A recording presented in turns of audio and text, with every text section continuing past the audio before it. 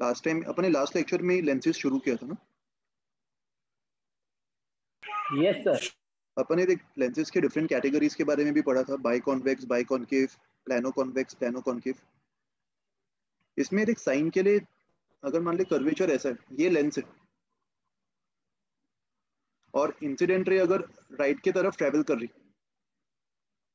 तो right direction को अपन positive मानेंगे और लेफ्ट को नेगेटिव मानेंगे। और इन दोनों कर्वेचर का अगर मैं रेडियस r1 r2 मान लूं तो जो फर्स्ट सरफेस है r1 रेडियस का, उसका सेंटर राइट में होगा कि लेफ्ट में होगा, ये तुम कर्वेचर देख के डिसाइड कर सकते हो। ये वाले सरफेस का जो सेंटर है वो राइट में होगा ना, जिस सर्कल से जिस स्फीयर से वो बना हुआ है उसका सेंटर राइट में होगा। तो इस सरफेस से सेंटर तक अगर मैं r1 मेजर करूंगा तो अपन को राइट में जाना पड़ेगा। तो r1 को पॉजिटिव लेंगे या नेगेटिव? r1 पॉजिटिव लेंगे। और उसी लॉजिक से r2 क्या होगा? r2 मेजर करने के लिए मुझे लेफ्ट में जाना पड़ेगा क्योंकि जो सेकंड सरफेस है उसका सेंटर ऑफ कर्वेचर लेफ्ट में होगा। तो r2 को अपन नेगेटिव ले लेंगे। समझ में आया कन्वेंशन कैसे चूज करना है रेडियस के लिए? Yes sir. सर मुझे एक्चुअली कॉनकेव मिरर से कॉनकेव लेंस में डाउट था सर, कॉन्वेक्स तो आ गया था। तो देख एक ही बात है ना, कॉनकेव लेंस कैसा भी होने दे। ये कॉनकेव लेंस दिख रहा है इधर तुझे, ये वाला? हाँ सर। तो इसका अगर मैं ये r1 मान लूं और ये r2 मान लूं और ऑब्जेक्ट यहाँ पे रेज राइट में ट्रेवल कर रही तो राइट डायरेक्शन पॉजिटिव होगा। पॉजिटिव हो गया। Yes sir. तो इस केस में r1 नेगेटिव होगा और r2 पॉजिटिव हो जाएगा। ये तू देख पा रहा है खुद से? r1 नेगेटिव क्यों बोल रहा हूँ मैं? क्योंकि r1 वाले सरफेस का सेंटर लेफ्ट में लाई कर रहा है ना। अच्छा हाँ सर, अभी r2 वाले का सेंटर राइट में लाई कर रहा है। राइट में लाई करेगा सर, समझ गया अभी सर, सभी हो जाएगा सब कुछ सर। और देखो लास्ट टाइम कुछ इंपॉर्टेंट चीजें अपन ने डिराइव की थी। एक तो ये फोकल लेंथ का फॉर्मूला तुम्हें पता होना चाहिए, 1/f equals to mu lens upon mu medium या म्यू सराउंडिंग -1 1/r1 -1/r2। और lens maker formula 1/v - 1/u equals to 1/f। ये दो फॉर्मूलेस तुम्हें पता होने चाहिए। ओके, फिर कुछ एग्जांपल्स अपन ने देखे थे, मैंने कुछ होमवर्क दिया था तुम लोगों को।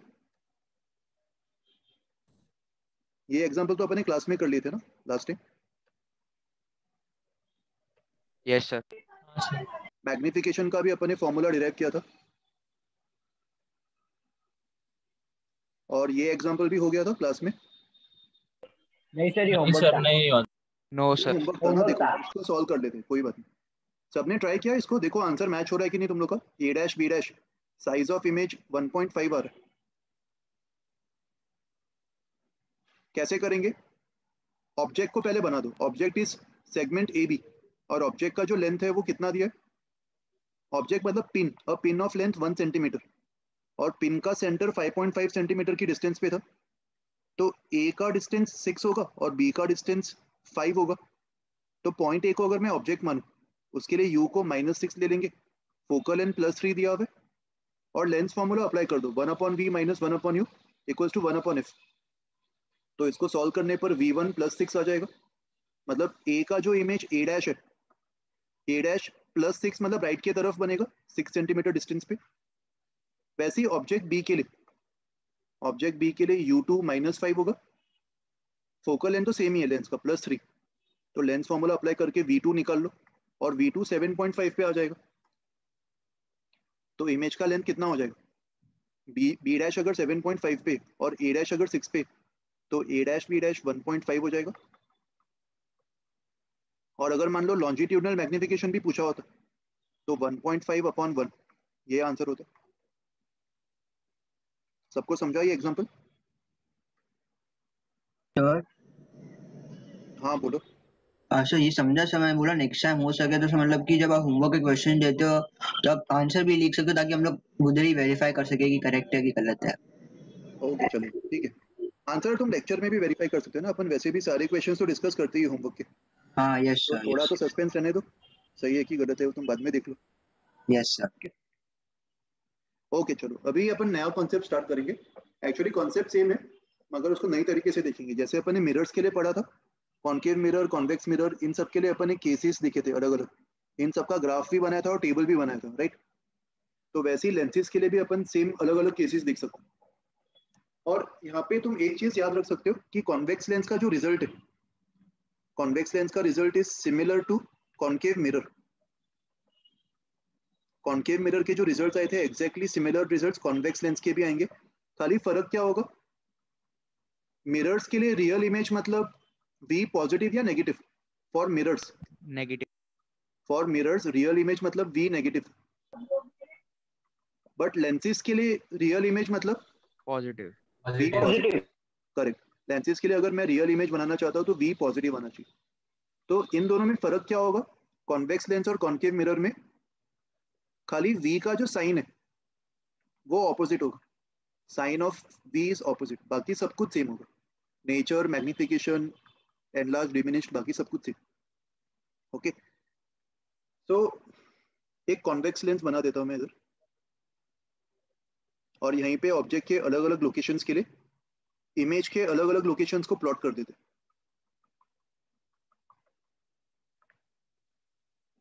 मान लो लेंस का फोकल लेंथ f है, और यहाँ पे देखो कुछ इंपॉर्टेंट पॉइंट्स मैं मार्क कर रहा हूँ, ये -f, ये -2f, और राइट में भी +f और +2f।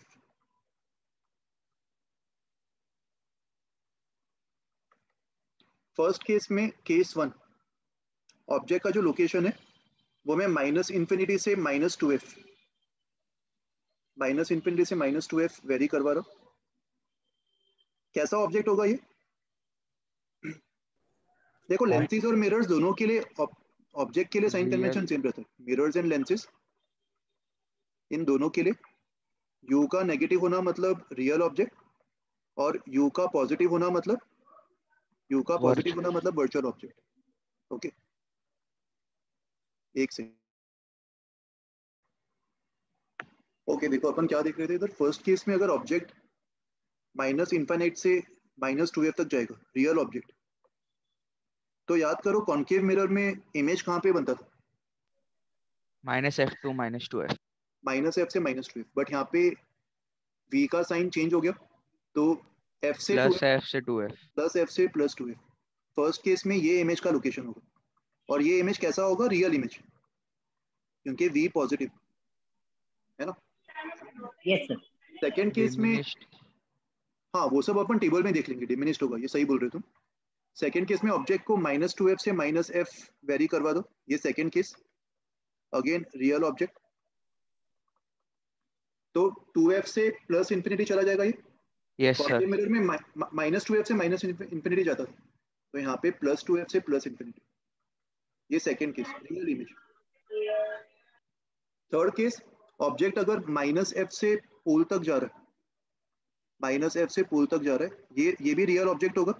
तो इस केस में याद करो कॉनकेव मिरर में इमेज वर्चुअल होता था, और इमेज -∞ से पोल तक जाता था, तो यहाँ पे सर पोल से पॉजिटिव इंफिनिटी जाता था।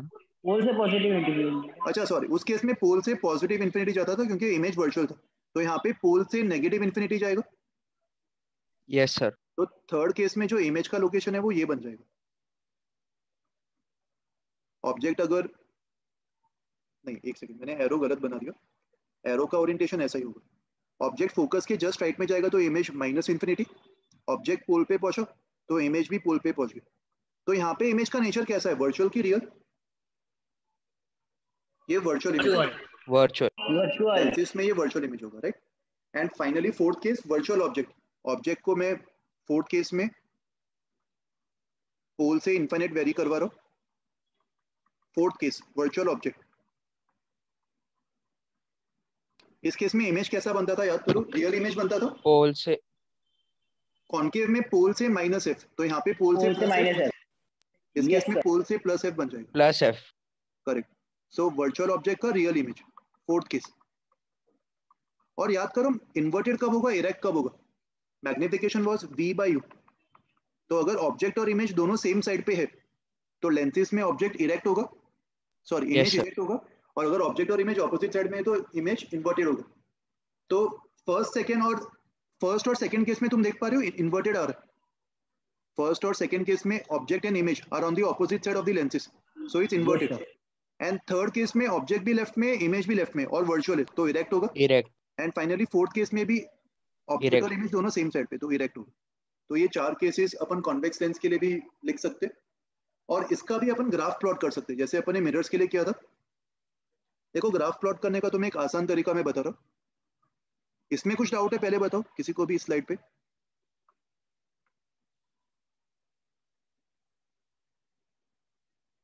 सर वो वर्चुअल ऑब्जेक्ट रियल इमेज का वापस बताओ ना एक बार प्लीज। मैं बता रहा हूँ। निशिम तुम क्या पूछ रहे हो?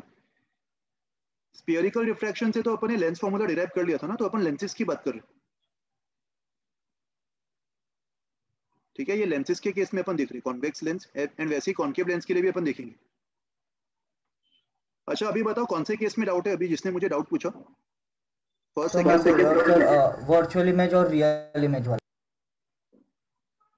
केस नंबर बताओ, फर्स्ट सेकंड थर्ड फोर्थ में से। सर फोर्थ वाला। Fourth case. देख फोर्थ केस में अगर ऑब्जेक्ट वर्चुअल होगा, वर्चुअल ऑब्जेक्ट, तो उसका इमेज रियल बनता था, याद है कॉन्केव में? हाँ सर। ऑब्जेक्ट अगर 0 से इन्फिनिट जाएगा तो कॉन्केव में इमेज 0 से -f जाता था, तो लेंस में वो 0 से +f चला जाएगा, तो वर्चुअल ऑब्जेक्ट का रियल इमेज बन जाएगा इधर। Yes sir. शुभम बताओ क्या डाउट है? सर वही वही पूछा अभी मैं। अच्छा और कोई डाउट है किसी को भी?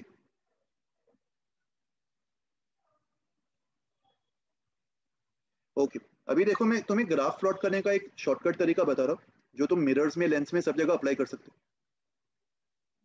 याद करो अपन ने कॉन्केव मिरर और कॉन्वेक्स लेंस का ग्राफ प्लॉट किया था।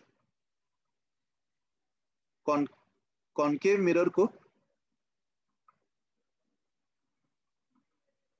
तुम ऐसे याद रख सकते हो कि कॉन्केव मिरर को थर्ड क्वाड्रेंट असाइन करना है। कॉन्केव मिरर को थर्ड क्वाड्रेंट असाइन करना है। थर्ड क्वाड्रेंट मतलब अगर तुम एक्सिस बनाओगे, एक्स एक्सिस वाई एक्सिस, तो थर्ड क्वाड्रेंट में एफ और एफ प्लॉट कर दो विद द साइन, तो थर्ड क्वाड्रेंट में दोनों नेगेटिव हो जाएंगे, -f और -f। And horizontal vertical asymptotes बना दो, तो एसिम्प्टोट्स का इंटरसेक्शन कौन से क्वाड्रेंट में होगा? Third quadrant for concave mirror. और एक बार तुम ये एसिम्प्टोट बना दोगे उसके बाद तो तुम इजीली ग्राफ प्लॉट कर सकते हो। कॉन्केव मिरर में ग्राफ ऐसे यहाँ से यहाँ जाएगा, और यहाँ पे क्योंकि नीचे जा रहा है तो यहाँ पे ऊपर से आके फर्स्ट क्वाड्रेंट पोल से पास करते हुए ऐसे जाएगा, है ना? ये कॉन्केव मिरर का ग्राफ होगा। वैसे ही मुझे बताओ कॉन्वेक्स मिरर के लिए कौन सा क्वाड्रेंट असाइन करना चाहिए? फर्स्ट। करेक्ट, कॉन्वेक्स मिरर में फर्स्ट क्वाड्रेंट, क्योंकि कॉन्वेक्स मिरर में दोनों +f और +f पे अपन एसिम्प्टोट्स बनाएंगे x और y। तो कॉन्वेक्स मिरर का ग्राफ कैसा दिखेगा? एक्सिस बना दो, x axis y axis, first quadrant में एसिम्प्टोट्स को इंटरसेक्ट करवा दो, +f एंड +f।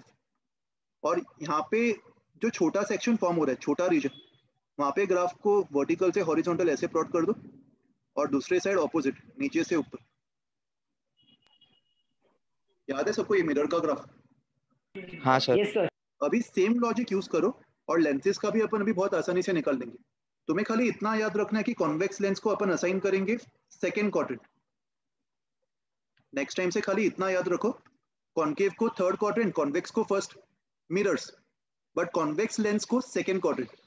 तो अगर मैं कॉन्वेक्स लेंस को सेकेंड क्वाड्रेंट असाइन कर रहा हूँ, अभी तो तुम आसानी से ग्राफ प्लॉट कर सकते हो, X axis Y axis, second quadrant मतलब लाइंस को यहाँ पे इंटरसेक्ट करवा दो,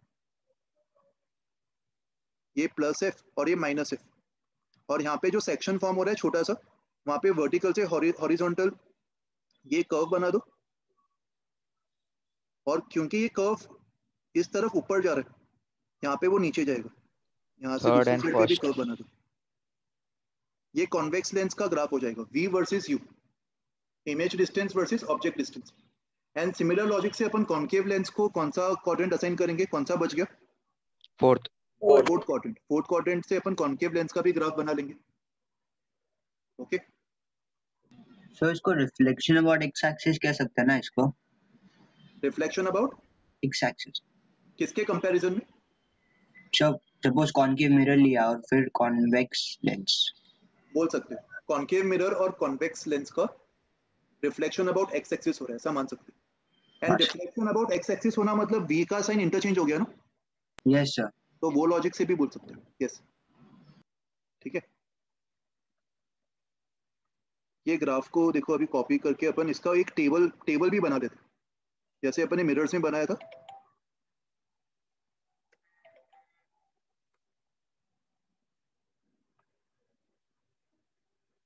कॉन्वेक्स लेंस के लिए भी एक टेबल बना लेते।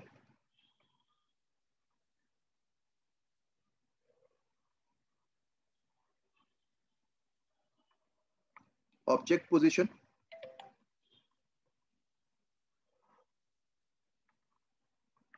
इमेज पोजीशन,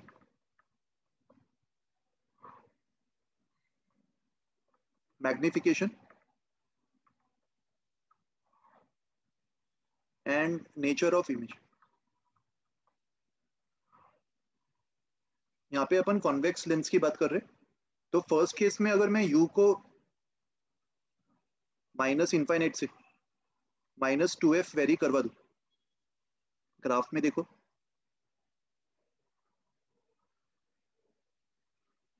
u को माइनस इनफाइनाइट से -2f, तो इमेज का जो लोकेशन है वो +f से 2f होगा।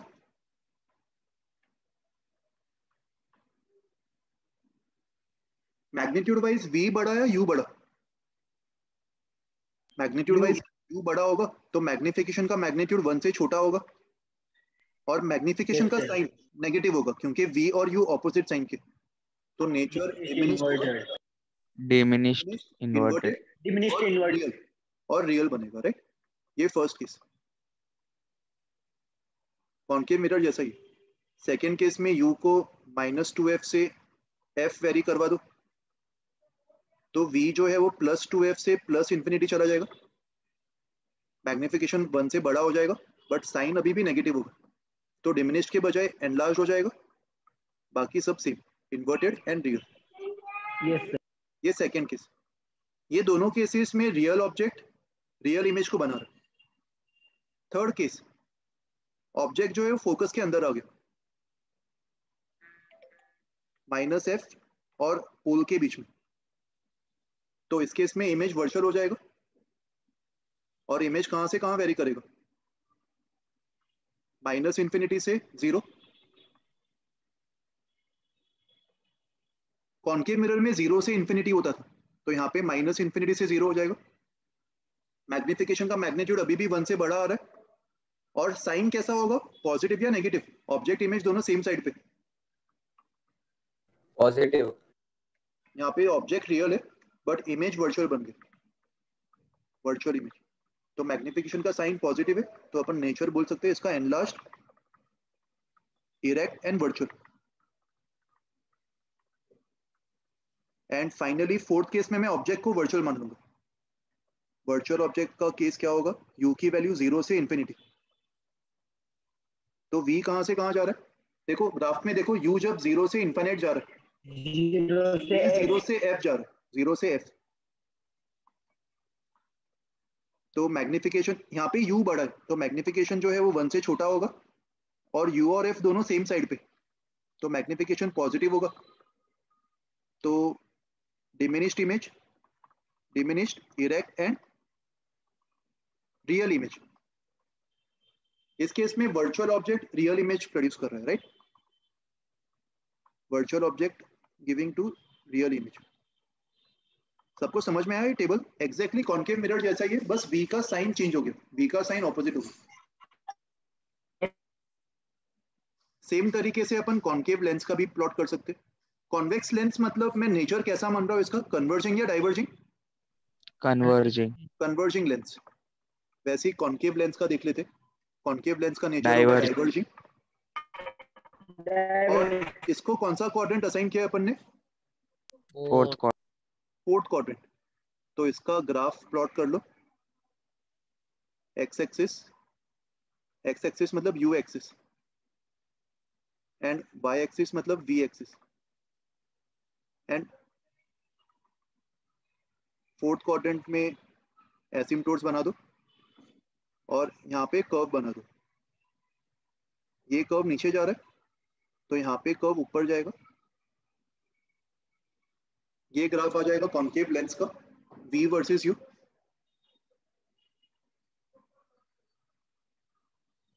और यहाँ पे भी तुम ऑब्जेक्ट के अलग अलग लोकेशन के रेंज के लिए इमेज का रेंज प्लॉट कर सकते हैं। -f -2f +f n +2f। First case object real object, मतलब ऑब्जेक्ट की वैल्यू -∞ से पोल तक जा रही है, रियल ऑब्जेक्ट। अच्छा याद करो कॉन्वेक्स मिरर में क्या होता था, concave lens will be similar to convex convex mirror. Mirror. Convex mirror. Correct. तो कॉन्वेक्स मिरर में क्या होता था, रियल ऑब्जेक्ट का इमेज कैसा बनता था, हमेशा वर्चुअल बनता था और 0 से f के बीच में लाई करता था। तो यहाँ पे 0 से -f के बीच में लाई करेगा, और क्योंकि ऑब्जेक्ट और इमेज सेम साइड पे तो वो इरेक्ट होगा, तो रियल ऑब्जेक्ट का ये वर्चुअल इमेज बन जाएगा फर्स्ट केस में।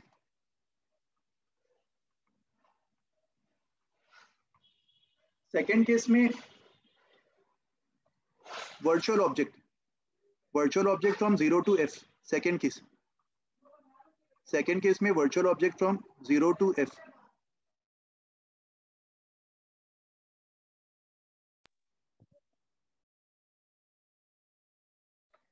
सेकेंड केस में virtual object from 0 to f। तो ग्राफ में देखो कि जब u 0 से f के बीच में होगा, वर्चुअल इमेज। v पॉजिटिव आ रहा है कि नेगेटिव आ रहा है, ग्राफ देखो। Positive positive. पॉजिटिव। एक सेकेंड, यहाँ पे ये f और f मार्क कर दो, f और -f। तो जब u 0 से f के बीच में जा रहा है तो v 0 से इन्फिनिट के बीच में जा रहा है,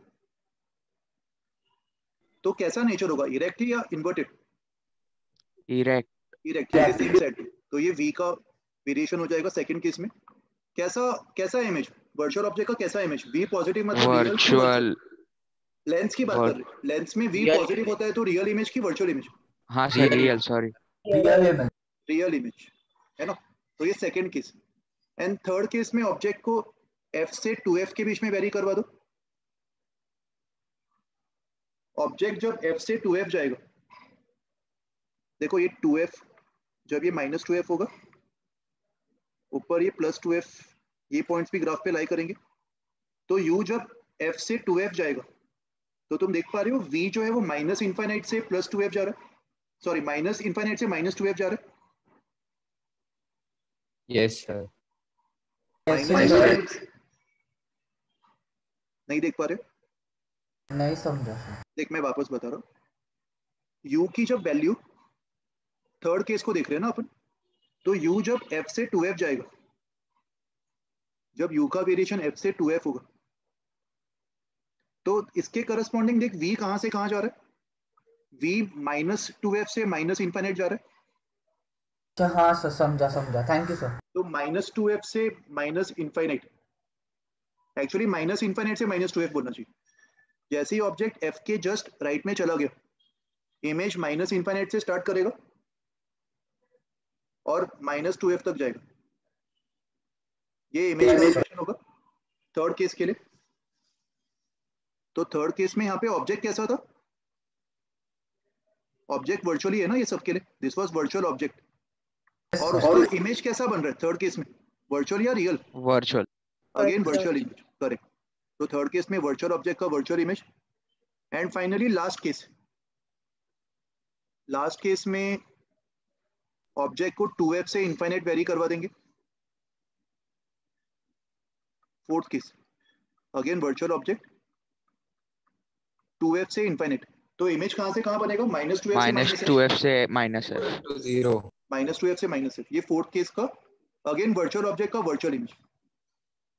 all this cases are exactly similar to convex mirror, अगर तुम्हें याद हो तो, बस v का साइन चेंज हो गया, वर्चुअल ऑब्जेक्ट का वर्चुअल इमेज, है ना।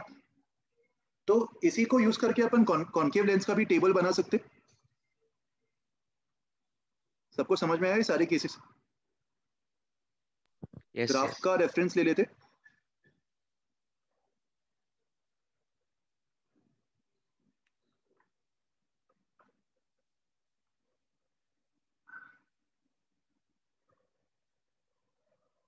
और कॉन्केव लेंस का भी एक टेबल बना लेते।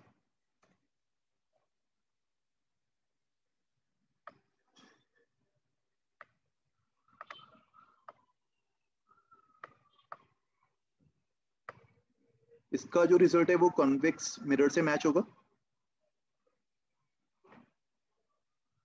Object position, image position, magnification and finally nature of image. ये टेबल का एक बेसिक आइडिया तुम्हारे बैक ऑफ द माइंड में अगर रहेगा ना, तो तुम काफी सारे क्वेश्चंस बिना डिफिकल्टी के सॉल्व कर पाओगे। सर इसके रे डायग्राम के नोट्स आप भेजोगे क्या? उसमें थे रे डायग्राम्स के नोट। इसमें जरूरत नहीं है अलग से पता लग, रे डायग्राम बनाने की जरूरत नहीं है, तुम खाली ग्राफ याद रख सकते हो। तुम्हें प्लॉट करना है तो खुद से ट्राई करके देख लो एक बार, आई एम श्योर तुम इजीली कर पाओगे। सबको स्क्रीन दिख रहा है अभी टेबल वाला? Yes sir. Yes sir. First case, yes sir. एक मिनट, ये ग्राफ राइट में चला गया। हाँ, पहला केस देखो, ऑब्जेक्ट का लोकेशन कहां से कहां वेरी करवाएंगे अपन? माइनस इनफाइनाइट से 0। तो इमेज कहां से कहां वेरी करेगा?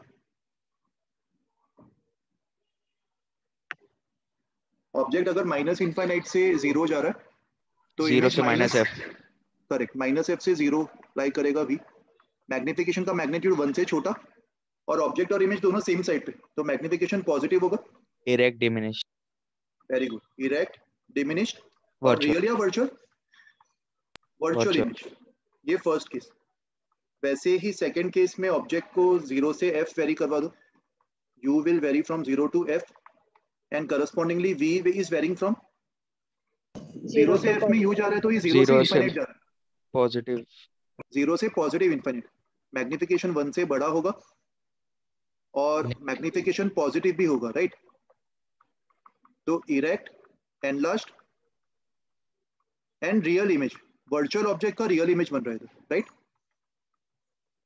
वर्चुअल ऑब्जेक्ट का रियल इमेज, यहाँ पे रियल ऑब्जेक्ट का वर्चुअल इमेज बन रहा था। कॉन्वेक्स मिरर में भी ऐसे ही होता था। एंड थर्ड और फोर्थ केस में क्या होने वाला है? वर्चुअल ऑब्जेक्ट का वर्चुअल इमेज। एक तरीके से तुम्हारा कॉन्वेक्स मिरर का थियोरी भी रिवाइज होगी। यहाँ पे u को f से 2f वेरी करवा देंगे, अगेन वर्चुअल ऑब्जेक्ट। v कहां से कहां वेरी होगा? -2f। माइनस इंफिनिटी से -2f। मैग्निफिकेशन वापस 1 से बड़ा आ जाएगा, और मैग्निफिकेशन पॉजिटिव या नेगेटिव? इस केस में नेगेटिव। इन्वर्टेड। वर्चुअल ऑब्जेक्ट का वर्चुअल इमेज, तो यहाँ पे एनलार्ज्ड होगा, एनलार्ज, इन्वर्टेड और वर्चुअल। वर्चुअल, एनलार्ज, इन्वर्टेड और virtual. And finally fourth case में u को कहां से कहां वेरी करवाएंगे? 2f से इंफिनिटी। u को 2f से इनफाइनाइट।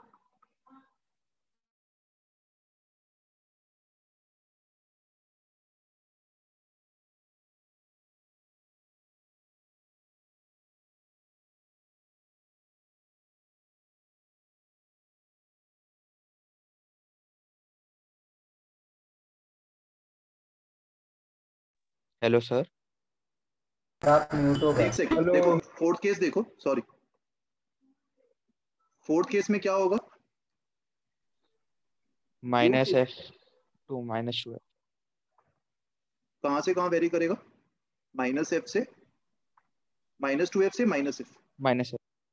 अगेन वर्चुअल इमेज बनेगा, वर्चुअल ऑब्जेक्ट का वर्चुअल इमेज, और मैग्निफिकेशन का मैग्नीट्यूड 1 से छोटा होगा, मैग्निफिकेशन नेगेटिव यस होगा, सर, नेगेटिव। डिमिनिश्ड, इन्वर्टेड और वर्चुअल। वर्चुअल। ये सारे केसेस समझ में आ गए सबको? कोई भी डाउट है किसी भी केस में?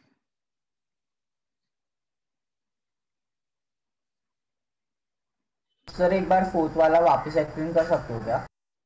देख, फोर्थ वाले के लिए तू ग्राफ देख। ग्राफ में मुझे बता कि जब u 2f से इनफाइनाइट जा रहा है, u जब 2f से इनफाइनाइट जा रहा है, तब v की वैल्यू -2f से -f जा रही है, देख पा रहे हैं? -2f से -f, जब u 2f से इनफाइनाइट जा रहा है। Yes sir.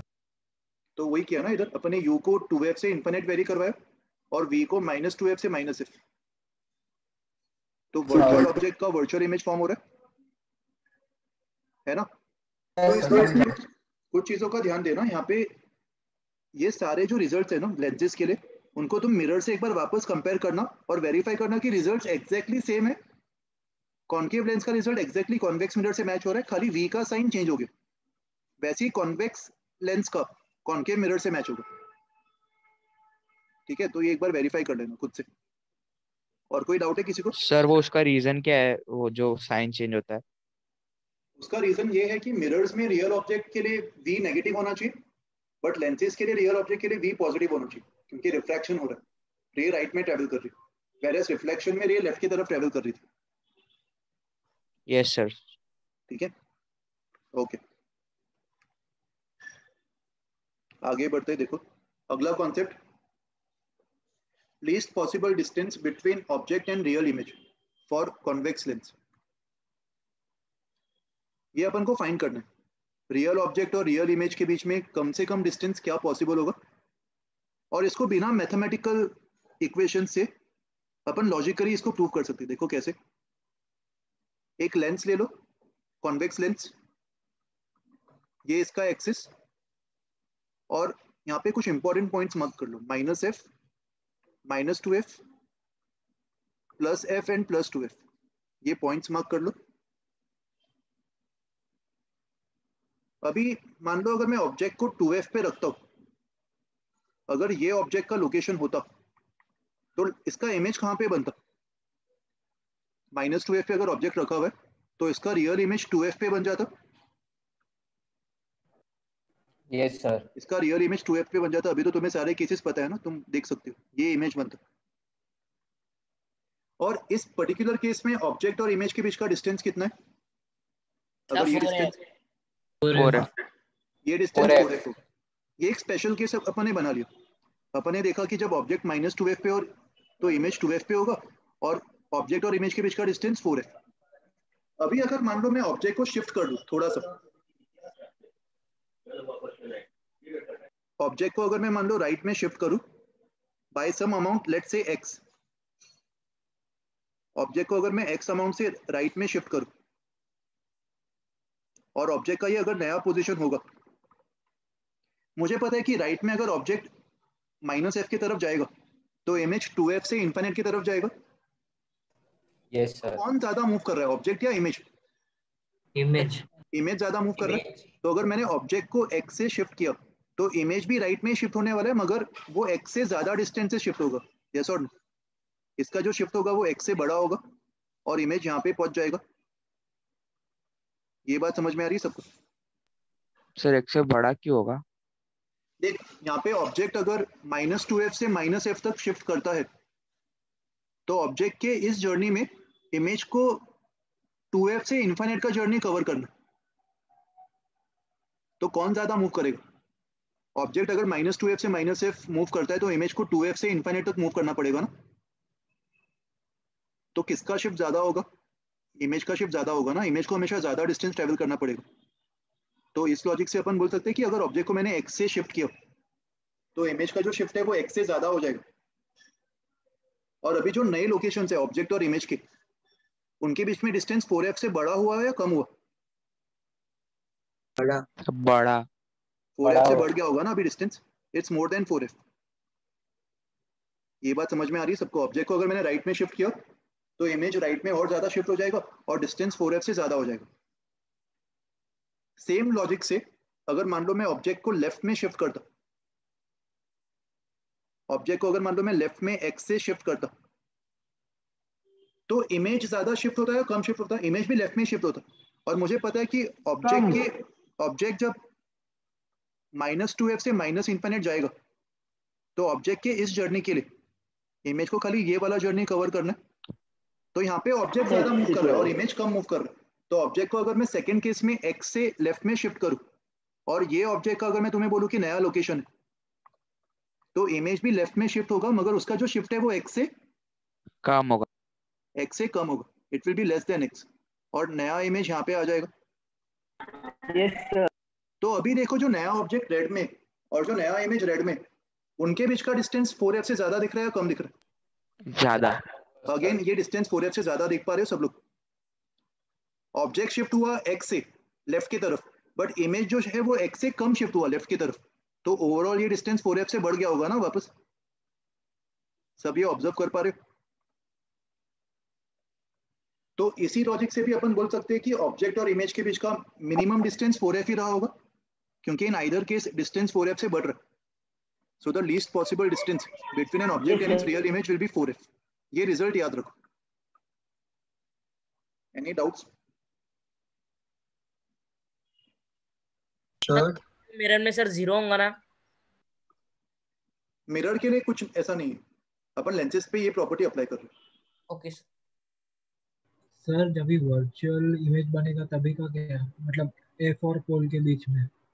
नहीं, अपन वो कंसीडर करें, वो ले ही नहीं रहे अपन वो केस। अपन खाली रियल ऑब्जेक्ट और रियल इमेज की बात कर रहे हैं। वर्चुअल में तो कितना भी हो सकता है ना, वर्चुअल में तो इनफाइनाइट डिस्टेंस भी हो सकता है, बट यहाँ पे अपन स्पेशल केस ले रहे हैं, रियल ऑब्जेक्ट का रियल इमेज। और ये स्पेशल केस प्रैक्टिकली भी काफी काम का केस है, क्योंकि सबको पता है अपन स्क्रीन पे कैसा टाइप का इमेज ले पाएंगे, रियल की वर्चुअल।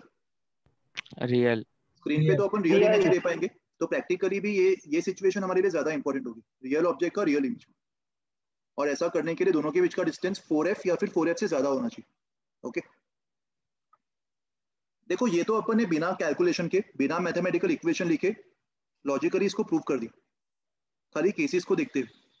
इसको अपन मैथमेटिकली भी प्रूव कर सकते हैं। देखो सर कैसे? सर हाँ भाई बोलो। सर ये मिरर में क्यों नहीं एप्लीकेबल है?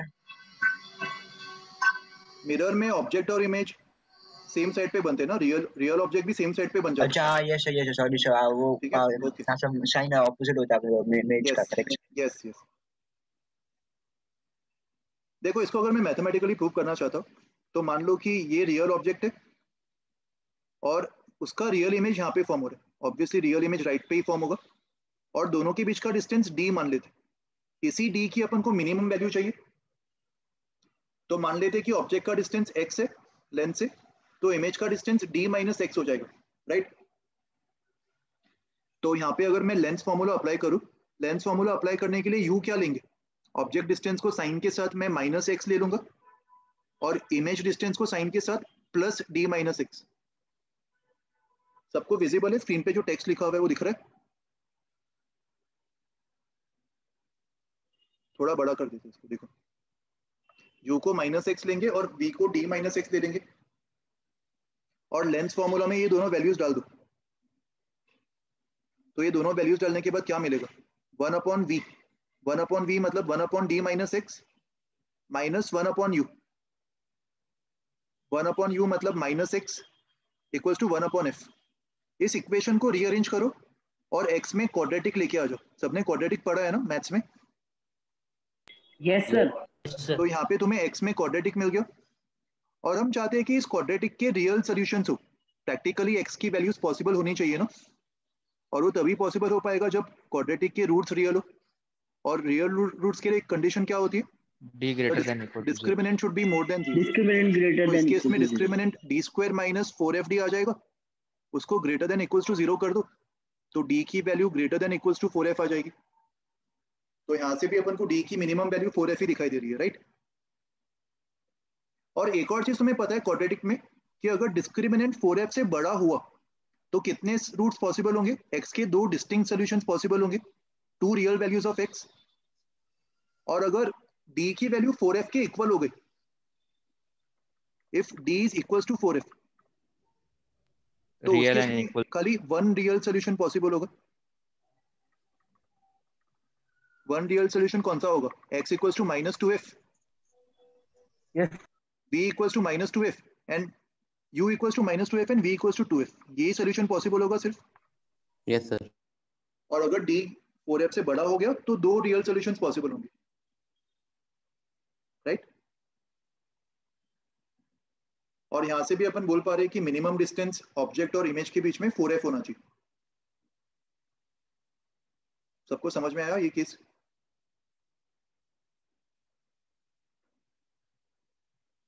ओके, देखो आगे बढ़ते अभी इसी कॉन्सेप्ट को अपन एक एक्सपेरिमेंट में अप्लाई करने वाले। इस एक्सपेरिमेंट को बोलते डिस्प्लेसमेंट मेथड, और इस एक्सपेरिमेंट से अपन किसी भी कॉन्वेक्स लेंस का फोकल लेंथ फाइंड कर सकते। Finding focal length of convex lens by using displacement method. इसका सेटअप क्या होगा मैं तुम्हें एक्सप्लेन कर देता हूँ। मान लो यहाँ पे ऑब्जेक्ट को रखा हुआ है, ये ऑब्जेक्ट का लोकेशन है जो कि फिक्स्ड है, फिक्स्ड ऑब्जेक्ट, और सामने स्क्रीन है। स्क्रीन पे किसका लोकेशन होगा, स्क्रीन पे क्या बन रहा होगा, इमेज, और स्क्रीन को भी मैं फिक्स मान रहा हूँ, इसके पोजीशन को मैं चेंज नहीं कर रहा। तो स्क्रीन मतलब इमेज का पोजीशन, और बीच में अभी अपन कॉन्वेक्स लेंस रखने वाले। तो कॉन्वेक्स लेंस जो है वो ऑब्जेक्ट का रियल इमेज स्क्रीन पे बनाना चाहिए, और ऐसा करने के लिए ऑब्जेक्ट और स्क्रीन इनके बीच का जो डिस्टेंस है वो किससे बड़ा होना चाहिए, 4f। ये डिस्टेंस को कैपिटल डी मान लेते और इसको 4f से बड़ा मान लेते, तभी अपन ये एक्सपेरिमेंट कर पाएंगे। क्योंकि अगर डिस्टेंस 4f से कम होगा तो रियल ऑब्जेक्ट का रियल इमेज वर्चुअल बन इमेज। नहीं पाएगा। करेक्ट, उस केस में रियल इमेज नहीं बन पाएगा, तो स्क्रीन पे अपन को इमेज दिखाई नहीं देगा कभी भी ऑब्जेक्ट का। तो इसीलिए D is more than 4f।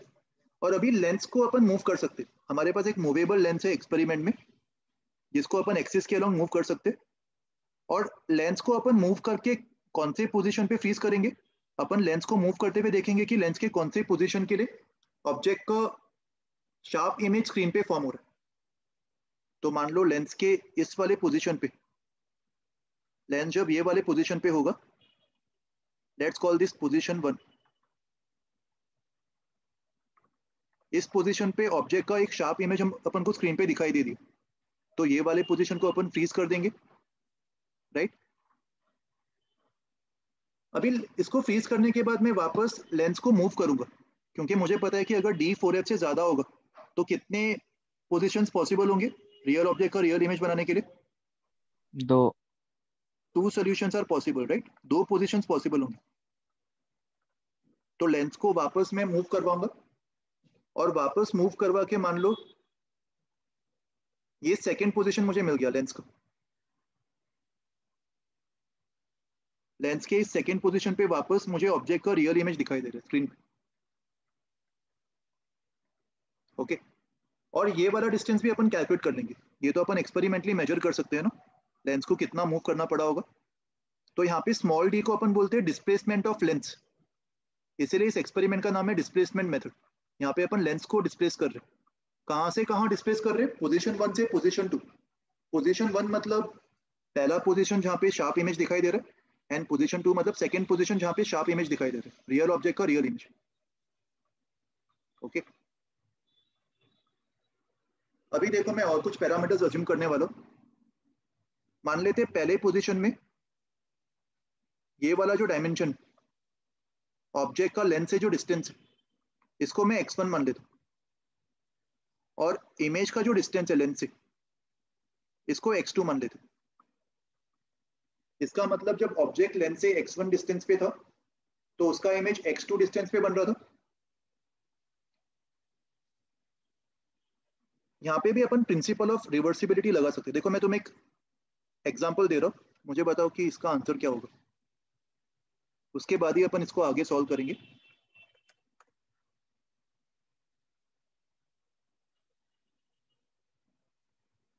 मान लो अगर ये लेंस होता, ये ऑब्जेक्ट होता, अगर इसको अगर मैंने x1 डिस्टेंस पे रखा होता, और मान लो अगर इसका इमेज x2 पे बन रहा होता, ओके। तो सेकेंड केस में अगर मान लो, अगर मैं तुम्हें एक सेकेंड सिचुएशन दूं जहां पे मैं ऑब्जेक्ट को अभी इमेज के लोकेशन पे रख रहा हूं, इसके नीचे ही मैं प्लॉट कर देता हूं इसको। सेकेंड केस में अगर मैं ऑब्जेक्ट को यहां पे रखूं x2 डिस्टेंस पे, तो इसका इमेज मुझे बता सकते हो कहां पे बनना चाहिए, लेफ्ट साइड में x1 डिस्टेंस पे बन जाएगा इसका इमेज। Yes sir. इसको अपन प्रॉपर्टी ऑफ रिवर्सिबिलिटी बोलते थे। Yes sir. अगर ऑब्जेक्ट इमेज को बना रहा है, ऑब्जेक्ट अगर x1 डिस्टेंस पे x2 डिस्टेंस पे इमेज को बना रहा है, तो अभी ऑब्जेक्ट का लोकेशन अगर मैं इमेज पे रख दूं तो इमेज का लोकेशन भी ऑब्जेक्ट पे आ जाएगा, राइट। तो इस प्रॉपर्टी को अगर Yes, मैं sir. यहाँ पे अप्लाई करूं, इस प्रॉपर्टी को अगर मैं यहाँ पे अप्लाई करूँ तो सेकंड पोजीशन के लिए मैं बोल सर सकता हूँ। हाँ सर बताओ बताओ। सर अगर लेंस के लेफ्ट साइड में x2 डिस्टेंस पे ऑब्जेक्ट होता फिर भी राइट साइड में x1 डिस्टेंस पे इमेज बनता। हाँ अभी इस पूरे सेटअप को रोटेट कर देना, क्या फर्क पड़ता है? इस पूरे सेटअप को अगर तू रोटेट कर देगा तो एक ही बात है ना। मैं इसको ऐसे भी इंटरप्रेट कर सकता हूँ कि ऑब्जेक्ट को मैंने अगर x2 पे रखा होता तो इमेज x1 पे बन जाता। ये सेटअप Yes, और ये sir. सेटअप में कुछ फर्क है? दोनों सेम ही है ना। हाँ सर। तो ये भी सही, ये भी ट्रू होता और इसी चीज को अपन अप्लाई करने वाले। देखो अभी कैसे। इस केस में जो लेंस का सेकंड पोजीशन होगा, मैं बोल सकता हूँ सेकंड पोजीशन पे अभी ऑब्जेक्ट का डिस्टेंस x2 हो गया होगा। वही लॉजिक को यूज करके ऑब्जेक्ट का पोजीशन में x2 मान सकता हूँ और इमेज का डिस्टेंस कितना हो गया होगा? x1। ये बात समझ में आती है सबको? सेकंड पोजीशन पे ये सिचुएशन होगी। लेंस के फर्स्ट पोजीशन पे अगर ऑब्जेक्ट x1 पे और इमेज x2 पे, तो लेंस के सेकंड पोजीशन पे ऑब्जेक्ट x2 पे होगा और इमेज x1 पे होगा, राइट? इस एक्सपेरिमेंट में अपन को कौन कौन सी चीजें पता है? अपन को कैपिटल डी और स्मॉल डी नोन है, ये दोनों वैल्यूज अपन को पता है। और इसके टर्म्स में मुझे फोकल लेंथ कैलकुलेट करना। फोकल लेंथ कैलकुलेट करने के लिए सबसे पहले अपन x1 x2 फाइंड करने की कोशिश करेंगे इन terms of capital D and small D. तो मुझे बताओ x1 प्लस x2 इन दोनों को ऐड करने पर कौन सा डायमेंशन मिलेगा? x1 प्लस x2 ऐड करने पर टोटल डिस्टेंस कैपिटल डी मिल जाएगा, फर्स्ट इक्वेशन। और अगर मैं x2 माइनस x1 करूं, x2 माइनस x1, ये वाला x2 देखो और उसमें से ये वाला x1 माइनस कर दो, तो तुम्हें दिख रहा है ये अपन को स्मॉल डी दे देगा। x2 minus x1 will be equal to small D. तो इन दोनों इक्वेशंस को अगर मैं ऐड करूंगा तो x1 गायब हो जाएगा, 2x2 will be small D plus capital D. तो x2 की value small D plus capital D upon 2 आ जाएगी। वैसे ही इनको सब्ट्रैक्ट करने पर क्या होगा? x2 गायब हो जाएगा और 2x1 capital D minus small D आ जाएगा, मतलब x1 भी मुझे मिल गया यहां से। x1 x2 दोनों मिल गया। अभी पोजीशन 1 के लिए लेंस का जो पोजीशन 1 था उसके लिए अगर मैं लेंस फॉर्मूला अप्लाई करूं, मुझे बताओ पोजीशन 1 के लिए u की वैल्यू क्या लोगे, प्लस x1 या माइनस x1? ऑब्जेक्ट का डिस्टेंस क्या लोगे? माइनस कन्वेंशन के साथ माइनस x1 होगा और v की वैल्यू प्लस x2। तो लेंस फॉर्मूला अप्लाई करने पर क्या मिलेगा? 1 upon v minus 1 upon u equals to 1 upon f। 1 upon v मतलब 1 अपॉन x2, 1 अपॉन u मतलब minus 1 upon minus x1 equals to 1 upon f। तो यहाँ से 1 अपॉन f जो है वो 1 upon x1 plus 1 upon x2 हो जाएगा। अगर तुम सेकंड पोजीशन के लिए भी अप्लाई करते तो भी फोकल लेंथ के लिए सेम एक्सप्रेशन आ जाता। सेकंड पोजीशन पे u माइनस x2 बन जाता और v प्लस x1 बन जाता। तो वहां पे भी अगर तुम लेंस फॉर्मूला अप्लाई करते तो 1 अपॉन f का सेम एक्सप्रेशन आ जाता ना उस केस में भी। इसमें बस x1 x2 की वैल्यूज डाल दो अभी, तो उससे तुम्हें f मिल जाएगा। 1 अपॉन x1 मतलब 2 अपॉन d माइनस डी, ये वाला एक्सप्रेशन। 1 अपॉन x2 मतलब ये वाला 2 upon d plus D.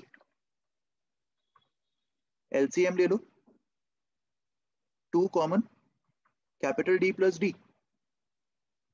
Plus capital D minus D, और डिनोमिनेटर में d square minus D square बच जाएगा।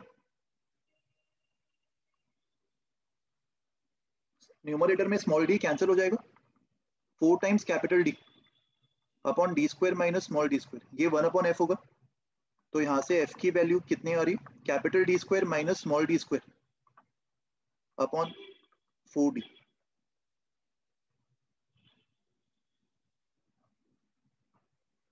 सबको समझ में आया ये कैलकुलेशन वाला पार्ट?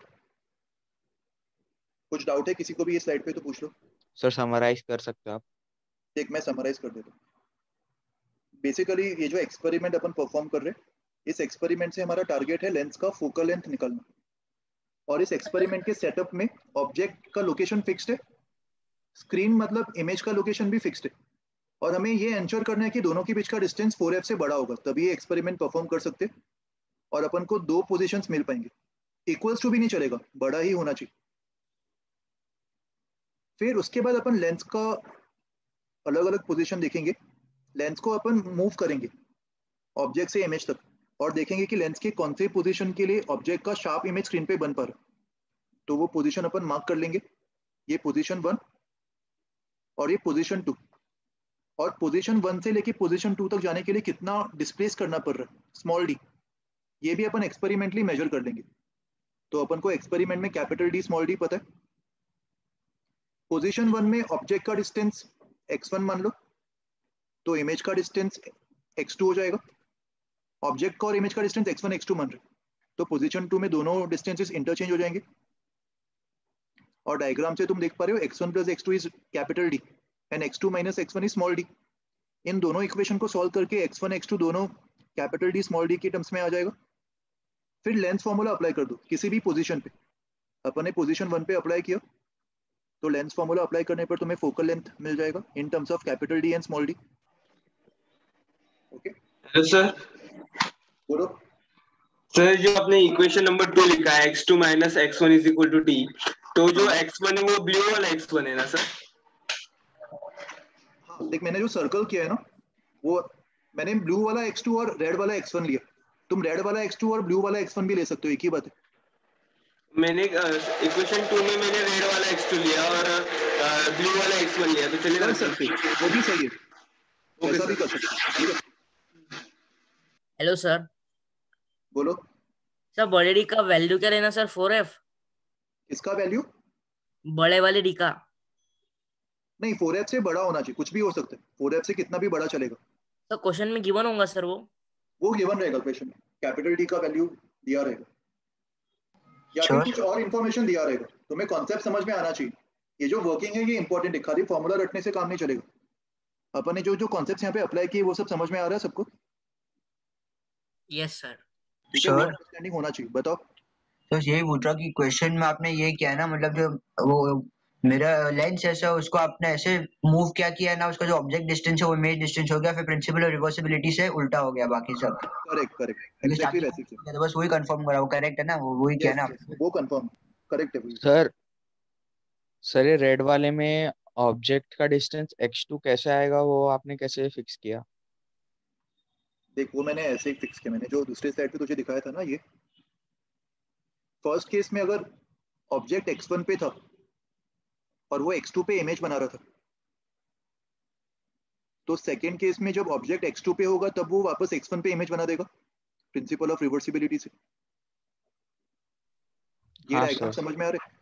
यस तो सर। फिर अपन ने डिसाइड किया कि लेंस का जो सेकंड पोजीशन होगा उसमें ये दोनों वैल्यूज इंटरचेंज हो गए होंगे। पहले जो ऑब्जेक्ट का डिस्टेंस x1 था और इमेज का x2 था, अभी ऑब्जेक्ट का x2 हो गया होगा और इमेज का x1 हो गया होगा। ऑब्जेक्ट का डिस्टेंस अभी x2 हो गया और इमेज का x1 हो गया। सर आपने ऐसा इसके लिए लिया क्योंकि फिर दूसरा सॉल्यूशन है कि यही पॉसिबल है इसके लिए? यही पॉसिबल है, प्रिंसिपल ऑफ रिवर्सिबिलिटी अप्लाई कर रहे हो इधर।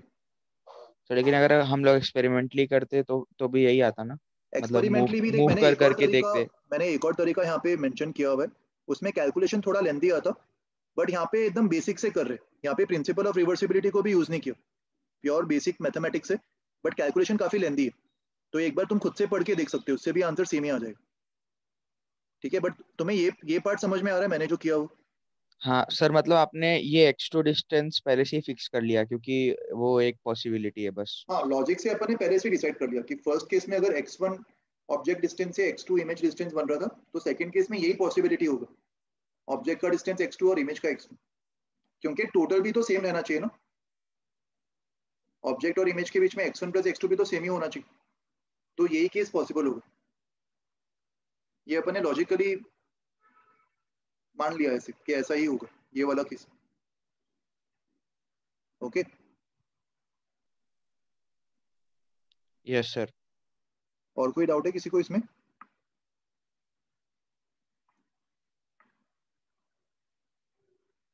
देखो, इसी चीज को थोड़ा और आगे एक्सटेंड करते। ये वाले कॉन्सेप्ट पे क्वेश्चंस आते हैं क्या कि आ सिर्फ ये सकते हैं। एक्सप्लेनेशन के लिए? नहीं नहीं, क्वेश्चंस भी आते हैं और मैं तुम्हें बता दूंगा कैसे टाइप के क्वेश्चंस आते हैं, वो भी अपन आज देखेंगे। Okay sir. क्वेश्चंस करने से पहले इसी कॉन्सेप्ट में और एक दो चीजें ऑब्जर्व कर लेते, जो इंपॉर्टेंट चीजें है वो मैं तुम्हें बता देता हूँ। और एक सेकेंड,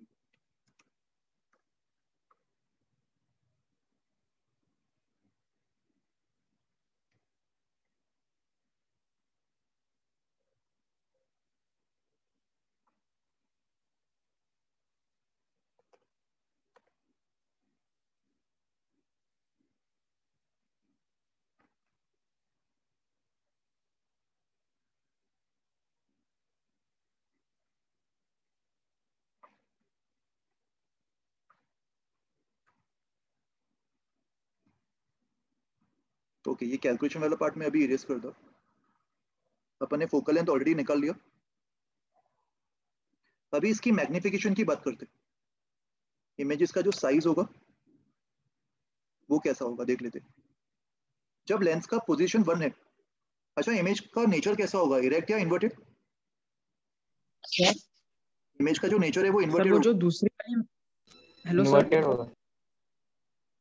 हर्ष क्या बोल रहे हो? हाँ सर वो जो दूसरी वाली मेथड आपने उस स्लाइड पे दिखाई वो भी मतलब हमको लिखना है? वो खाली पढ़ लो एक बार, वो ऐसे उसको स्किप किया तो भी ओके चलेगा। सर। अगर तुम्हें ये मेथड समझ में आता है तो उसको स्किप कर दो, बट अगर तुम्हें यस जानना सर। मैथमेटिकली बेसिक से अपन कैसे निकाल सकते हैं तो तुम पढ़ भी सकते हो, ठीक है? वो मैं नोट्स में डाल दूंगा, तुम नोट्स में बाद में रिफर कर लेना। ओके देखो यहाँ पे जो पहला पोजीशन होगा लेंस का, ऑब्जेक्ट का जो इमेज है वो तो इन्वर्टेड ही बनने वाला है।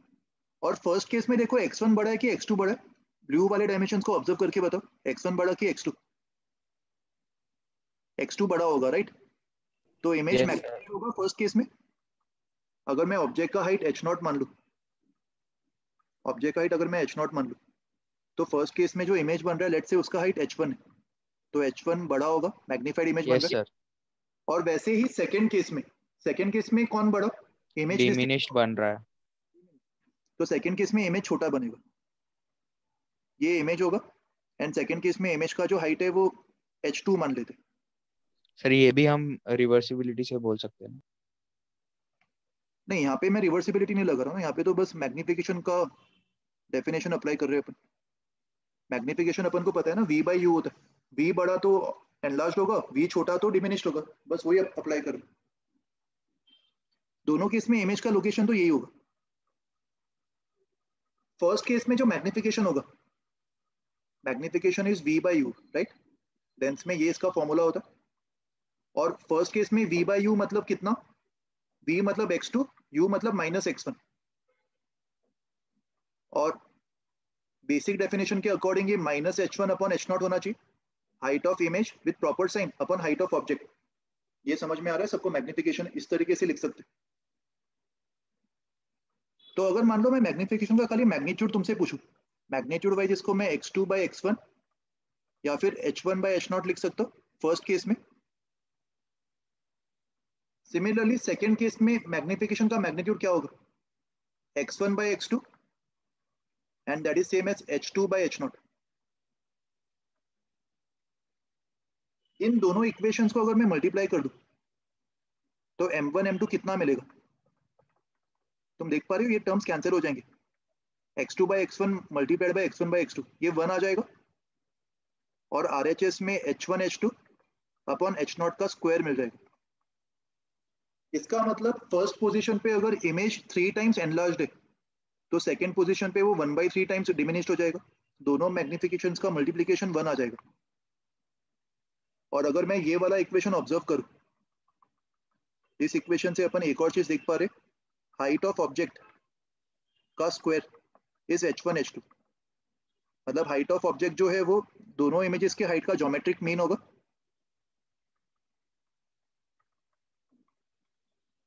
समझ में आ रहा है सबको? ये सारी चीजें ऑब्जर्व कर पा रहे हो सब लोग? Yes sir. तो ये दो कॉन्सेप्ट्स याद रखो डिस्प्लेसमेंट मेथड पे। इस पे क्वेश्चंस आ सकते हैं, घुमा फिरा के भी क्वेश्चंस पूछ सकते हैं, इसीलिए खाली फॉर्मूला मेमोराइज करना सफिशिएंट नहीं होगा, तुम्हें ये पूरा वर्किंग समझ में आना चाहिए। ओके इस पे एक एग्जांपल देख लेते तो तुम्हें समझ में आ जाएगा कैसे टाइप के सवाल आते हैं। तो फॉर्मूला मतलब क्या बोल रहे हो, क्या फॉर्मूला है इसमें? ये फॉर्मूला कैसे हो गया h not square equals to h1 h2। अरे ये अच्छा इसको फॉर्मूला बोल रहे थे, मुझे लगा कि ये सब तो हम लोग क्वेश्चन से खुद क्वेश्चन से जब सॉल्व कर रहे तब अपने आप आएगा, मुझे लगा वैसे कुछ है। अलग से इसको याद भी रख सकते हो बट साथ में तरीका भी याद रखो, ये सब अच्छा समझते हुए याद रखो। वैसे ही पिछले वाले स्लाइड पे ये वाला फॉर्मूला फोकल लेंथ का d square minus square upon 4d, ये वाला फॉर्मूला तो ये याद रखना था, मुझे लगा था कि ये सब अपने आप खुद से कर ले हम सॉल्व कर, इसलिए मुझे पता नहीं था ये याद रखना है। याद नहीं रखा खुद से करोगे तो भी चलेगा बट एटलीस्ट ये अंडरस्टैंडिंग होनी चाहिए ये सारे स्टेप्स कैसे है ये। हाँ यस यस। एग्जांपल देखो। अच्छा ये मैथमेटिकल प्रूफ बाद में तुम देख लेना, ये वाला एग्जांपल देखते पहले।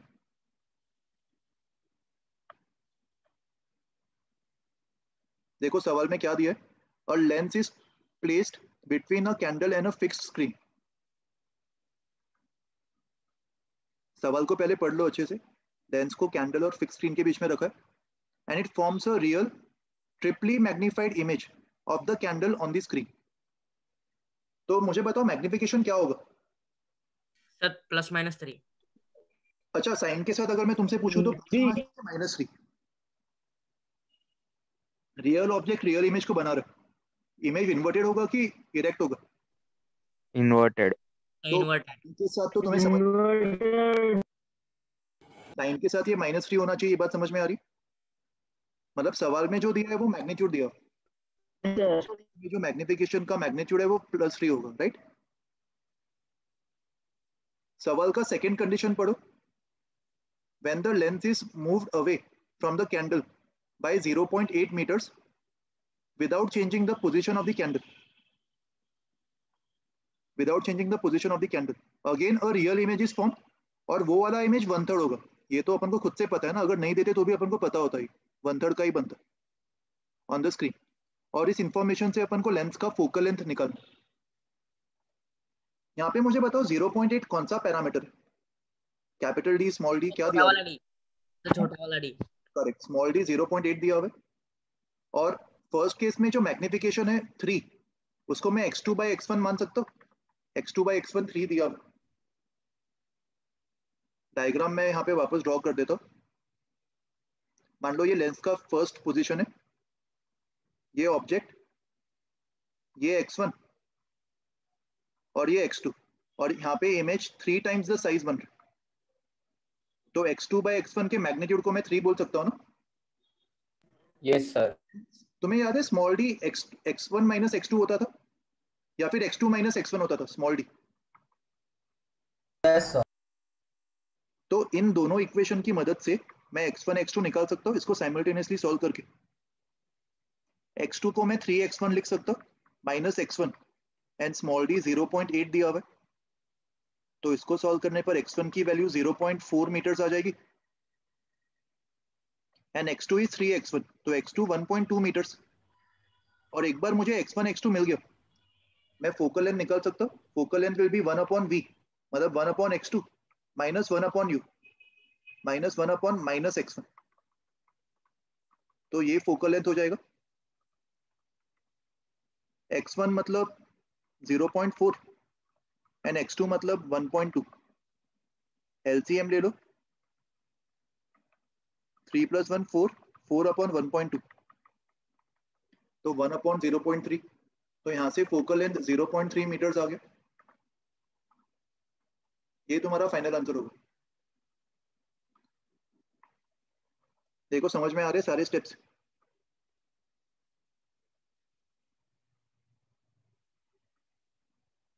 कुछ डाउट है किसी को भी? सर ये एग्जांपल आप वापस समझा सकते हो, मैं जरा डिस्कनेक्ट हो गया था, कॉल आ गया था। एक मैं समराइज कर देता हूँ एक बार वापस। यहाँ पे मैग्निफिकेशन दिया हुआ है ट्रिपल, मैग्निफिकेशन 3 दिया हुआ है, और लेंस को 2 पोजीशंस में 0.8 मीटर से मूव करना पड़ा, मतलब स्मॉल डी दिया हुआ है। तो मैग्निफिकेशन को मैं x2/x1 लिख सकता हूँ और स्मॉल डी को x2 माइनस x1। इन दोनों को सॉल्व करके x1 x2 मिल जाएगा।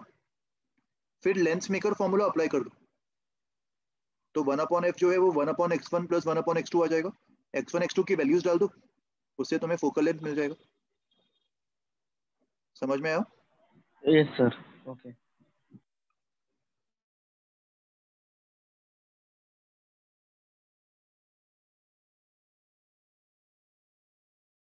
सर इसमें बड़े वाले डी का तो काम ही नहीं पड़ा सर।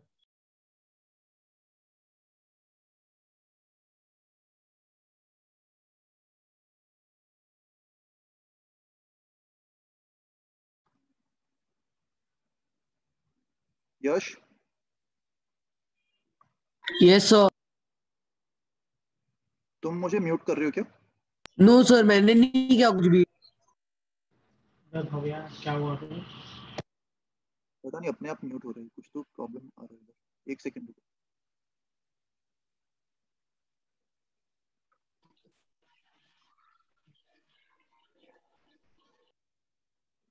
ठीक है चलो कंटिन्यू करते हैं आगे। अच्छा आज का आखिरी कॉन्सेप्ट देख लेते, पावर ऑफ अ लेंस। अपन लेंस और मिरर्स दोनों के लिए पावर को डिफाइन कर सकते हैं, and power is defined as the ability to bend the rays towards the principal axis. यहाँ पे अपन एक कन्वेंशन फॉलो करेंगे, किसी भी मिरर या किसी भी लेंस का नेचर कन्वर्जिंग या डाइवर्जिंग हो सकता है। जैसे अगर मैं तुम्हें कॉन्केव मिरर की बात करूं, कॉन्केव मिरर इज कन्वर्जिंग और डाइवर्जिंग। कॉन्केव मिरर का नेचर कैसा होता है? कन्वर्जिंग। वैसे ही कॉन्वेक्स मिरर का diverging, and convex converging, and concave lens का डाइवर्जिंग। तो इन जनरल अपन हमेशा डाइवर्जिंग वाले जो नेचर के होंगे ना, उसका जो पावर है अपन नेगेटिव मानेंगे, और कन्वर्जिंग वाले जो भी डिवाइसेस रहेंगे उसका पावर अपन पॉजिटिव मानेंगे। इसको ऐसे डिफाइन करने का कोई रीजन नहीं है, बस ये कन्वेंशन है जिसको अपन फॉलो करते आ रहे हैं। ओके, तो ये कन्वेंशन याद रखना सब लोग। और हमेशा अपन पावर को 1/+-f लिखेंगे। प्लस कब होगा माइनस कब होगा ये कैसे डिसाइड करेंगे? ये प्रॉपर्टी से। जैसे अगर मान लो मैं कॉन्केव मिरर की बात करूं, पहले लेंसेज की बात करते हैं। Let's say convex lens. Convex lens का पावर क्या होना चाहिए? कॉन्वेक्स लेंस इज कन्वर्जिंग और diverging? Convex lens converging nature का होगा, तो इसका पावर पॉजिटिव होना चाहिए। और इसका फोकल लेंथ पॉजिटिव होता है कि नेगेटिव? पॉजिटिव। पॉजिटिव। तो पावर को मैं पॉजिटिव। पावर को +1/f लिख देंगे ना इधर लेंस के लिए। सेम चीज कॉन्केव लेंस के लिए भी सेटिस्फाई हो जाएगा। कॉन्केव लेंस का नेचर कैसा? डाइवर्जिंग। डाइवर्जिंग। तो इसका पावर नेगेटिव आना चाहिए, और फोकल लेंथ भी नेगेटिव होता है। तो कॉन्केव लेंस के लिए भी मैं पावर को 1/f लिख सकता हूँ। सो इन जनरल अपन लेंसेज के लिए हमेशा पावर को 1/f लिख सकते हैं, हमेशा ट्रू होगा ये। यहाँ पे अगर f को अपन मीटर में मेजर करेंगे तो पावर का जो यूनिट है उसको अपन डायोप्टर बोलेंगे। देखो ये मैकेनिक्स वाले पावर से अलग है। मैकेनिक्स में जूल्स पर सेकेंड वॉट्स होता था, दैट पावर इज डिफरेंट, और ये वाला पावर अलग है। मीटर इनवर्स, इसको अपन शॉर्ट में डायोप्टर लिख सकते हैं। सर अच्छा बताओ। सर आप वापस एक्सप्लेन कर सकते हो, डिस्कनेक्ट हो गया था। देख अपन खाली पावर डिफाइन कर रहे, पावर को मैंने 1/f डिफाइन किया, डाइवर्जिंग और कन्वर्जिंग का साइन कन्वेंशन डिफाइन किया। डाइवर्जिंग के लिए पावर नेगेटिव होगा, कन्वर्जिंग के लिए पावर पॉजिटिव होगा। सर जो कौन है ये बताओ? Hello sir. हेलो यश। सर हम जो स्पेक्टिकल्स के नंबर रहते हैं मतलब +4 -1 वो पावर ही रहते हैं ना हमारे? पावर ही रहते हैं। Yes. Okay sir. Yash Dubey तुम्हें समझ में आ रहा है? सर डाइवर्जिंग के लिए माइनस क्यों लिया? उसका रीजन नहीं है, ये खाली कन्वेंशन अपन फॉलो करते हैं। It's a commonly accepted convention जो हर कोई फॉलो करता है, इसलिए हम भी फॉलो करेंगे ताकि सब लोग सेम पेज पे रहे। ऐसा नहीं होना चाहिए ना कोई किसी और को प्लस मान रहा है, कोई किसी और को प्लस मान रहा है। तो ओके ये सर। कन्वेंशन अपन ने डिफाइन कर दिया कि कन्वर्जिंग को अपन प्लस लेंगे एंड डाइवर्जिंग का पावर माइनस ले लेंगे। सर आपने वहाँ पे power is equal to 1/+-f लिया और यहाँ पे दोनों जगह 1/f ही तो आ रहा है। देख मैं बता रहा हूँ, पावर को अपन इन जनरल 1/f लिख सकते हैं, वो प्लस भी हो सकता है माइनस भी हो सकता है। तो कैसे डिसाइड करेंगे? ये वाले लॉजिक से। जैसे अगर मैं कॉन्वेक्स लेंस की बात करूँ, कॉन्वेक्स लेंस का नेचर कन्वर्जिंग होता है, तो उसका पावर पॉजिटिव होना चाहिए और उसका फोकल लेंथ भी पॉजिटिव होता है। तो कॉन्वेक्स लेंस के लिए पावर को 1/f लिख सकता हूँ मैं। सेम साइन हो जाएंगे ना दोनों। Yes sir. और वैसे ही कॉन्केव लेंस का नेचर डाइवर्जिंग, तो पावर नेगेटिव होना चाहिए और फोकल लेंथ भी नेगेटिव होता है। तो कॉन्केव लेंस के लिए भी मैं पावर को 1/f लिख सकता हूँ। सो इन जनरल मैं लेंसेज के लिए पावर को 1/f लिख सकता हूँ without any extra minus sign, right? समझ में आया ये बात? सर तो फिर कन्वेंशन का क्या मतलब, फिर कन्वेंशन से क्या होता है? कन्वेंशन से अपन ने डिसाइड किया ना, कॉन्वेक्स लेंस का पावर पॉजिटिव होगा क्योंकि कॉन्वेक्स लेंस कन्वर्जिंग नेचर का। हाँ यस सर सॉरी समझ गया। अभी मुझे बताओ कॉन्केव मिरर का नेचर कैसा है, कन्वर्जिंग या डाइवर्जिंग? कन्वर्जिंग।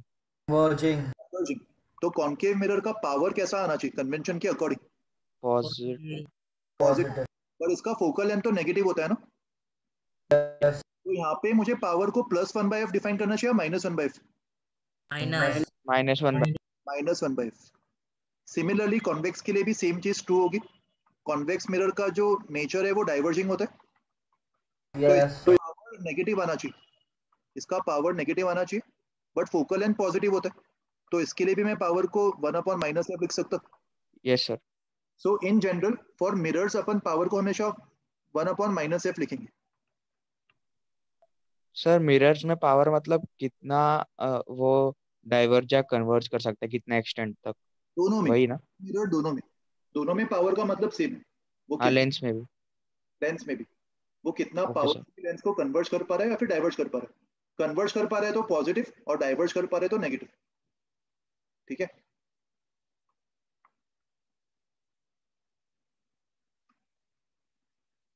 एक एग्जांपल ट्राई कर लेते हैं इस पे, आज का आखिरी एग्जांपल।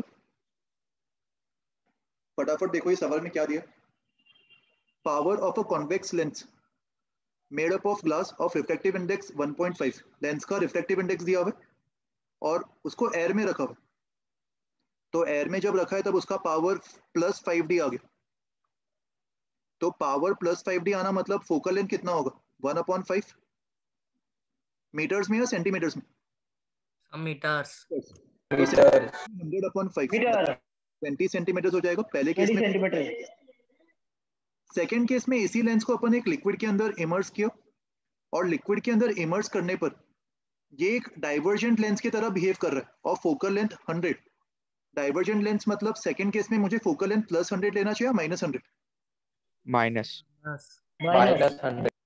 और लॉजिकली मुझे बताओ कि उसको जिस लिक्विड में रखा होगा उसका रिफ्रैक्टिव इंडेक्स ग्लास से ज्यादा होगा या कम होगा? क्या लगता है? ज्यादा। करेक्ट। तो लिक्विड का जो रिफ्रैक्टिव इंडेक्स है वो अपन को लॉजिकली दिख रहा है कि 1.5 से बड़ा होना चाहिए। ये सीखा था अपन। मीडियम का अगर रिफ्रैक्टिव इंडेक्स ज्यादा हो जाए लेंस से तो उसका नेचर कन्वर्जेंट से डाइवर्जेंट हो जाता है। और इस इंफॉर्मेशन से अपन को फाइंड करना है कि म्यूएल कितना होगा। ज्यादा होगा अपन इतना तो देख पा रहे लॉजिकली, बट एग्जैक्टली कितना होगा उसके लिए मुझे फोकल लेंथ का फॉर्मूला यूज करना होगा। 1/f is mu lens upon mu medium -1 1/r1 -1/r2। याद है ये फॉर्मूला? Yes sir. मीडियम के चेंज करने पर क्या ये वाला एक्सप्रेशन चेंज होगा R1 R2? ये तो सेम ही नो रहने। सर। तो इसी फॉर्मूला को दो बार अप्लाई कर देते।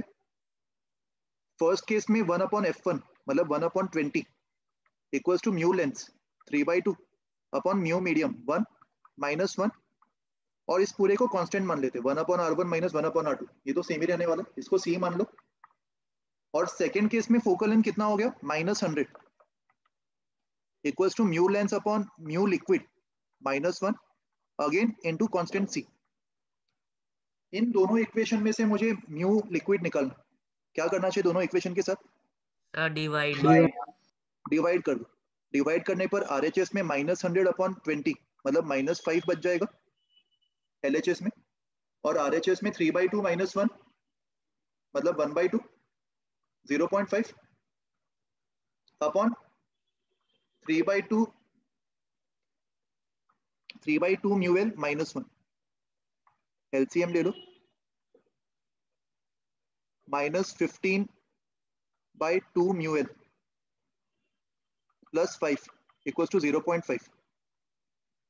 तो 15 upon 2 मतलब 7.5 upon mu L equals to 5 minus 0.5 4.5.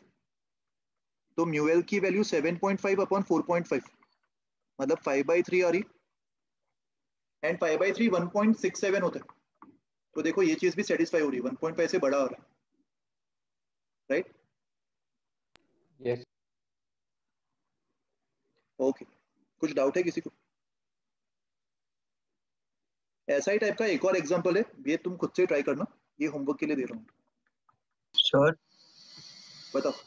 तो ये क्वेश्चन में डाउट नहीं, उसमें बोला मैं डिस्कनेक्ट हो गया था सर, पर लास्ट लाइन में आपने मुझे वो कन्वेंशन बोला ना पावर का कि कन्वर्जेंट हुआ तो पॉजिटिव लेगा, डाइवर्जेंट हुआ तो नेगेटिव लेगा, उससे ज्यादा कुछ नहीं बोला ना इंपॉर्टेंट। रिकॉर्डिंग रिकॉर्ड कर, कुछ नहीं समझा हो तो नेक्स्ट टाइम पूछ लेना। ओके सर, रिकॉर्डिंग देख लूंगा एक बार। ओके, और कोई क्वेरीज है किसी को भी? Hello sir. बोलो सर मैंने कल ऑब्जर्व किया था कि मैं एक ट्रांसपेरेंट ग्लास रहती है ना हमारी, तो उसमें से देख रहा था, तभी मेरा रिफ्लेक्शन भी दिख रहा था उसमें। हाँ वो दोनों होता है। तो फिर टोटल इंटरनल रिफ्लेक्शन का एग्जांपल हो सकता है क्या ये सर? तो कोई भी मटेरियल जो होगा ना वो पार्शियली रिफ्लेक्ट भी करेगा और रिफ्लेक्ट भी करेगा, दोनों करेगा। लेकिन अगर TIR हो रहा होगा, प्योरली TIR हो रहा है, तो उसमें रिफ्लेक्शन पॉसिबल ही नहीं होगा, उसमें प्योर रिफ्लेक्शन हो रहा होगा। तो कंडीशन पे डिपेंड करेगा, तुम किस तरीके से देख रहे थे, किस एंगल पे देख रहे थे, तुम जिस ऑब्जेक्ट को देख रहे थे, वो ऑब्जेक्ट कौन से एंगल पे रखा गया था, वो सब पे डिपेंड करेगा। तो अभी तो तुम्हें सारे थियरीज पता है ना रे ऑप्टिक्स के, तो तुम खुद से वेरीफाई कर सकते हो क्या हुआ होगा। सर एक बार ट्राई करके देखना। हाँ सर। सर स्विमिंग भी करते हैं हम लोग, तो फिर से पानी के अंदर हम लोग देखते इतने सारे मल्टीपल रिफ्लेक्शन, वो इंटरनली होगा ना सर? वो इंटरनल होता है, करेक्ट। टोटल इंटरनल रिफ्लेक्शन होता है ना वो तो? TIR होता है, अपन ने देखा था ना TIR का कंडीशन पानी के अंदर। हाँ सर, अच्छा पानी के अंदर भी था ये सर। ठीक है, अपन ने सीखा था ना रेस खाली कुछ ही फ्रैक्शन से बाहर आ पाएगी, उसके बियॉन्ड सब जगह TIR हो रहा है। यस सर, यस आपने बोला सर्कुलर विजन बोला था ना हम लोग को, सर्कुलर रीजन से ही वो निकलता है। Yes sir. हाँ भाई बोलो। सर वो कुछ मिरर्स रहते हैं ना, मतलब हम लोग मतलब अगर अंदर रहेंगे तो बाहर का देख सकते हैं, लेकिन बाहर से कोई देख नहीं सकता, और जो बाहर रहेगा उसका रिफ्लेक्शन भी उसको दिखता है, तो वो कैसे पॉसिबल रहता है? वो हाँ अलग सर, कार में प्रॉपर्टीज होते हैं, उसका रे ऑप्टिक्स से कुछ लेना देना नहीं है। दैट डिपेंड्स ऑन मटेरियल, वो किस मटेरियल से बना होता है। ग्लास के ऐसे अलग अलग वेरिएंट्स आते हैं। जनरली हमारे घरों के विंडोज पे आजकल ऐसे आते हैं ना, जिसमें अपन बेसिकली जो ब्राइटर साइड होता है वहां से अपन को मिरर दिखाई देता है।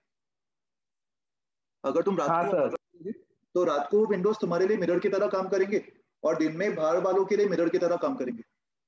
हाँ सर, वह उसी की बात कर रहा हूँ। मतलब सर ऐसा तो नहीं है कि जो अंदर रहता है उसके लिए TIR होता है, इसके लिए उसके रेस बाहर नहीं जाती है, और बाहर वालों के लिए? वहां पे एक्चुअली वो ग्लास जिस मटेरियल से बना होता है ना, उसका ये कमाल है, उसके प्रॉपर्टीज होते हैं कि जो ब्राइटर साइड है वो मटेरियल उसके लिए एक मिरर की तरह बिहेव करता है।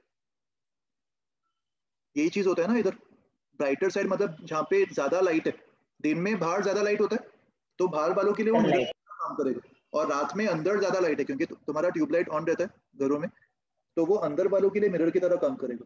तो वो एक्चुअली मटेरियल का प्रॉपर्टी होता है, ग्लास जिस मटेरियल से बना हुआ है उसका।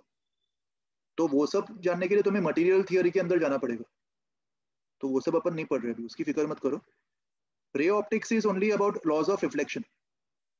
एक बार अगर वो मिरर की तरह काम कर रहा है तो वो इमेज बनाई देगा ना लॉज ऑफ रिफ्लेक्शन के अकॉर्डिंग। मिरर की तरह क्यों काम कर रहा है, वो मटेरियल का प्रॉपर्टी। ओके सर हम लोग लाइट को रे कंसिडर करते हैं, लेकिन वो तो वेव के फॉर्म में होता है। डुअल नेचर होता है लाइट का एक्चुअली, वेव हाँ सर, डुअल नेचर। डुअलिटी। तो इस केस में अपन उसको पार्टिकल की तरह मान रहे हैं, मगर अगला ही जो चैप्टर होगा हमारा जिसमें अपन वेव ऑप्टिक्स पढ़ेंगे, तो उसमें लाइट के कुछ प्रॉपर्टीज ऐसे भी होते हैं जिसको अपन उसको वेव्स मान के ही अंडरस्टैंड कर पाएंगे। तो वहां पे लाइट वेव्स की तरह बिहेव करता है। सो वहाँ पे वो कंपेरेबल हो जाता है ना, आपने कुछ बताया था। मैं बताऊंगा अगले चैप्टर में, अभी वो सब टेंशन मत लो तुम। सो वो भी रे ऑप्टिक्स जितना ही बड़ा चैप्टर है क्या? वो कंपैरेटिवली छोटा है। Okay sir. ओके ओके, चलो guys, bye everyone, wish you a very happy new year in advance. अगले साल मिलते हैं, take care. Thank you sir. Wish you the same sir. Thank you, thank you, bye.